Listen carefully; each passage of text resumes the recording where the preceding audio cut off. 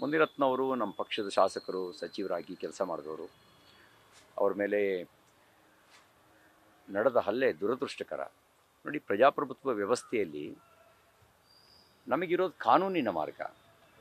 ಯಾರೋ ತಪ್ಪು ಮಾಡಿದ್ರು ಅಂತ ಹೇಳಿದ್ರೆ ಆ ತಪ್ಪನ್ನು ಕಾನೂನಿನ ಮೂಲಕ ಎದುರಿಸಬೇಕು. ಇವರು ಪ್ರಜಾಪ್ರಭುತ್ವದಲ್ಲಿ ಆಯ್ಕೆಯಾಗಿರ್ತಕ್ಕಂಥ ಒಬ್ಬ ಶಾಸಕ, ಮಂತ್ರಿಯಾಗಿ ಕೆಲಸ ಮಾಡಿದವರು. ಅವ್ರ ಮೇಲೆ ಹಲ್ಲೆ ನಡೆಸೋದು ಅದು ಪ್ರಜಾಪ್ರಭುತ್ವದ ಮಾದರಿ ಅಲ್ಲ. ಅದು ಎಂಥ ಸಂದರ್ಭದಲ್ಲಿ ಗಾಂಧೀಜಿಯವರು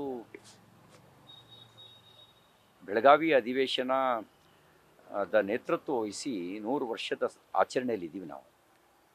1924ರಲ್ಲಿ ಅವರು ಡಿಸೆಂಬರ್ 26 ಮತ್ತು 27 ಬೆಳಗಾವಿಯಲ್ಲಿ ನಡೆದಂಥ ಕಾಂಗ್ರೆಸ್ ಅಧಿವೇಶನದ ಅಧ್ಯಕ್ಷತೆ ವಹಿಸಿ ನಡೆಸಿದಂಥ ಮೊದಲ ಮತ್ತು ಕೊನೆಯ ಅಧಿವೇಶನ. ಗಾಂಧಿಗಿರಿನ ನೆನೆಸ್ಕೊಳ್ಳೋ ಕಾಲದಲ್ಲಿ ಕರ್ನಾಟಕದಲ್ಲಿ ದಾದಾಗಿರಿ ನಡೀತಾ ಇದೆ. ಗಾಂಧಿ ರಾಜ್ಯ ಕಟ್ತೀವಿ ಅಂತ ಬಾಯಲ್ಲಿ ಹೇಳ್ತಾರೆ, ಗೂಂಡಾ ರಾಜ್ಯ ಮಾಡಲಿಕ್ಕೆ ಹೊರಟಿದ್ದಾರೆ.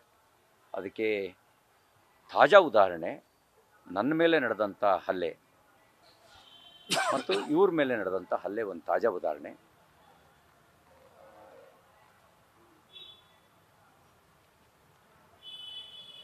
ಈ ಗುಂಡಾಗಿರಿ ಬಹಳ ಕಾಲ ನಡೆಯಲ್ಲ. ಅವರಿಗೆ ಮಾತಾಡಿಸಿ ಅವ್ರ ಆರೋಗ್ಯ ವಿಚಾರಿಸೋಣ ಅಂತ ಬಂದಿದ್ದೆ. ಆಮೇಲೆ ನಿಧಾನ ಕುಳಿದ ಸಂಗತಿ ಮಾತಾಡ್ತೀನಿ. ಇಲಾಖೆ ಅಥವಾ ಏನಾದರೂ ಕೇಂದ್ರದ ನಾಯಕರ ಭೇಟಿಗೆ ಸಂಬಂಧಪಟ್ಟಂತೆ ಚರ್ಚೆ ಮಾಡಿದರೆ ಏನಾದರೂ ಇಬ್ರು ಕೂಡ ಈಗ ಹೆಚ್ಚು ಕಡಿಮೆ ಒಂದೇ ದೋಣಿಯಲ್ಲಿ ಇರತಕ್ಕಂಥವ್ರು. ಈಗ ಸರ್, ನಿಮ್ಮನ್ನ ನಡೆಸ್ಕೊಂಡಂತ ರೀತಿ ಜೊತೆಗೆ ಶಾಸಕರ ಮೇಲೆ ಆಗಿರುವಂತ ಹಲ್ಲೆ ಎರಡೂ ನೋಡಿದ್ರೆ ತಾವಿಬ್ರು ಭೇಟಿ ಮಾಡ್ರಿ ಅಲ್ಲ, ಅಧಿಕಾರದ ದುರುಪಯೋಗ ಮಾಡ್ಕೊಂಡಿದೆ ಅನ್ನೋದು ಅಂಗೈ ಹುಣ್ಣಿನಷ್ಟು ಸ್ಪಷ್ಟ. ಈಗ ನೋಡಿ, ಈಗ FSL ರಿಪೋರ್ಟು ಅಂತ ಹೇಳ್ತಾರೆ. ನನ್ನ ಬಂಧನದ ಹಿಂದ್ಗಡೆ ಯಾವ ರಿಪೋರ್ಟ್ ಇತ್ತು? ಈಗ ಹೇಳ್ತಾರೆ ಅದು ಪ್ರೈಮಾ ಫೇಸಿ ವಿಧಾನ ಪರಿಷತ್ ಸಭಾಂಗಣದಿಂದ ಇರೋದರಿಂದಾಗಿ ನಾವು ಕೇಸ್ ಮಾಡಿದ್ದೇ ತಪ್ಪು ಅಂತ ಹೇಳ್ತಾರೆ. ಆದರೆ ಬಂಧಿಸಿದ್ದು ಯಾವ ಹಿನ್ನೆಲೆಯಲ್ಲಿ?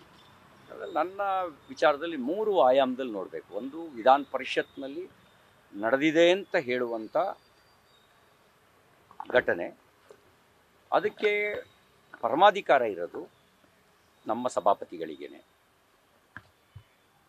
ಸಂವಿಧಾನದ ಆರ್ಟಿಕಲ್ 194 ಪ್ರಕಾರ ಪರಮಾಧಿಕಾರ ಅವರಿಗೆ ಇರೋದು.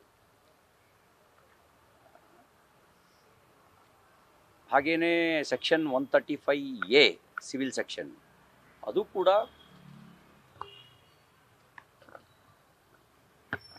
ಆ ಪರಮಾಧಿಕಾರವನ್ನು ಸ್ಪಷ್ಟಪಡಿಸುತ್ತೆ. ಅಲ್ಲೂ ಕಾನೂನಿನ ದುರುಪಯೋಗ ಆಯಿತು. ಸಭಾಪತಿಗಳು ರೂಲಿಂಗ್ ಕೊಟ್ಟ ಮೇಲೆ ಅಕಸ್ಮಾತ್ ಸಾಕ್ಷ್ಯಾಧಾರಗಳಿದ್ದರೆ ಸಾಕ್ಷ್ಯಾಧಾರಗಳನ್ನು ಕೊಡಬೇಕಾಗಿರೋ ಜಾಗ ಸಭಾಪತಿಗಳು. ಆಮೇಲೆ ಅವ್ರು ಯಾವ ನಿರ್ಣಯ ತಗೊಳ್ತಾರೆ ಅದು ಅವ್ರಿಗೆ ಬಿಟ್ಟಿದ್ದು.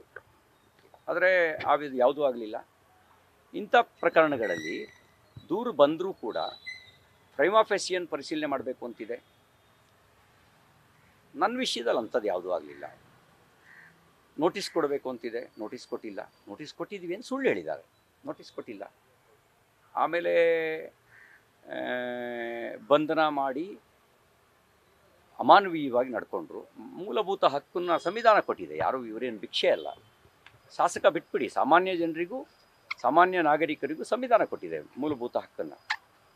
ಆ ಮೂಲಭೂತ ಹಕ್ಕನ್ನು ಕಟೈಲ್ ಮಾಡಿದ್ರು. ಮಾನವ ಹಕ್ಕು ಆಯೋಗ ಮನುಷ್ಯನ ನಡುವೆ ಹೇಗೆ ನಡ್ಕೊಳ್ಬೇಕು ಅಂತ ಕೆಲವು ನಿಬಂಧನೆಗಳನ್ನು ಹಾಕಿದೆ, ಪೊಲೀಸರು ಹೇಗೆ ನಡ್ಕೊಳ್ಬೇಕು ಅನ್ನೋದನ್ನು. ಅದು ಕೂಡ ದಮನ ಆಯಿತು.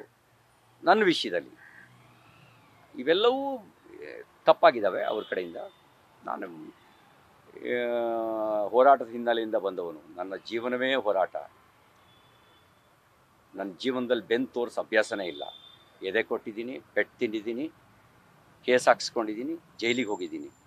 ಕೆಟ್ಟದ್ದನ್ನು ಮಾಡಿಲ್ಲ, ಕೆಟ್ಟದ್ದನ್ನು ಮಾಡೋದು ಇಲ್ಲ. ಆದರೆ ಬೆನ್ನು ತೋರಿಸಿ ಓಡೋಗಿ ಗೊತ್ತಿಲ್ಲ. ಯಾರ್ಯಾರು ತಪ್ಪು ಮಾಡಿದ್ದಾರೆ ಅವ್ರಿಗೆ ಶಿಕ್ಷೆ ಆಗಲೇಬೇಕು. ನಾವು ಯಾವುದೇ ರೂಪದಲ್ಲಾದರೂ ಅದು ಕಾನೂನು ಪ್ರಕಾರ ಶಿಕ್ಷೆ ಕೊಡಿಸೋದಕ್ಕೆ ಏನು ಬೇಕು ಪ್ರಯತ್ನ ಮಾಡೇ ಮಾಡ್ತೀವಿ. ಸರ್, ಇಬ್ಬರು ಕೂಡ ಮಾಜಿ ಸಚಿವರು, ಜನಪ್ರತಿನಿಧಿಗಳು, ಶಾಸಕರು. ಶಾಸಕರ ರಕ್ಷಣೆ ಇಲ್ಲ ಅಂದರೆ ಜನಸಾಮಾನ್ಯರ ಗತಿ ಏನು? ಈ ಗುಂಡಾಗಿರಿ ಎಷ್ಟು ದಿನ ನಡೆಯುತ್ತೆ ನೋಡೋಣ. ಬಹಳ ಕಾಲ ಗುಂಡಾಗಿರಿ ನಡೆಯಲ್ಲ. ಶ್ರೀಮತಿ ಇಂದಿರಾ ಗಾಂಧಿಯವರು ತುರ್ತು ಪರಿಸ್ಥಿತಿ ಹೇರಿ ಇಡೀ ವ್ಯವಸ್ಥೆಯನ್ನೇ ತನ್ನ ಕೈಯಲ್ಲಿ ತಗೊಂಡು ಸಂವಿಧಾನವನ್ನೇ ತನ್ನ ಕಾಲು ಕೆಳಗೆ ಹಾಕ್ಕೊಂಡು ಬುಡುಮೇಲು ಮಾಡಿ ಅಧಿಕಾರದ ದರ್ಪ ತೋರಿಸಿದ್ರು. What happened?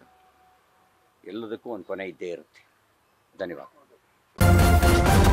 ನ್ಯೂಸ್ ಫಸ್ಟ್ ನಿರ್ಭೀತಿಯಿಂದ ನಿಮ್ಮ ಪರವಾಗಿ.